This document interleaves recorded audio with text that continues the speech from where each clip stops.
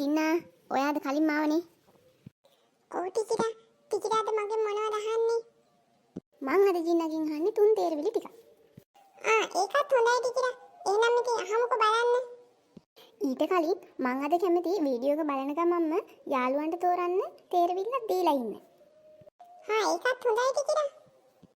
එහෙනම් ඔන්න මං අහන ප්‍රශ්නේ තමයි වගරිද්මය. ඔන්න වගරිද්ම කාලේ ඉන්න කට්ටිය කමෙන්ට් කරමුකෝ බලන්න 3 තේරවිල්ලක්. එහෙනම් ටිකිරා මගෙන් අහමුකෝ බලන්න. එහෙනම් ජින්න කියමුකෝ බලන්න රේප වතුර. රේප වතුර. හරි. රේප නම් කොම්බුව. වතුර නම් ජලය. කොම්බු ජලය ජම්බු කොළය. ජින්න හරි. එහෙනම් කියමුකෝ බලන්න කෙලවර හපහප. කෙලවර හපහප. කෙලවර නම් කොන. හපහපා නම් කකා. කොන කකා කන කොකා. ඒකත් ජින්න ගොඩ දාගත්තනේ. එහෙනම් කියමුකෝ බලන්න මෝඩ රුකුල්.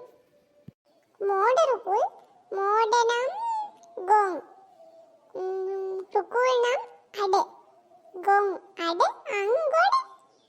එහෙනම් ජින්න ඔන්න අන්තිම එක සරුංගල් නූල. සරුංගල් නම් කයිට්. නූල නම් ලනුව. Kite ලනුව light කනුව. අම්මෝ අද ජින්න ඔක්කොම ගොඩ දාගත්තනේ සුපිරියා. එහෙනම් යාළුවනේ අපි අදට ගිහින් එන්නම්. ඔයාලත් උත්තරේ කමෙන්ට් කරන්න. සුබ දවසක්.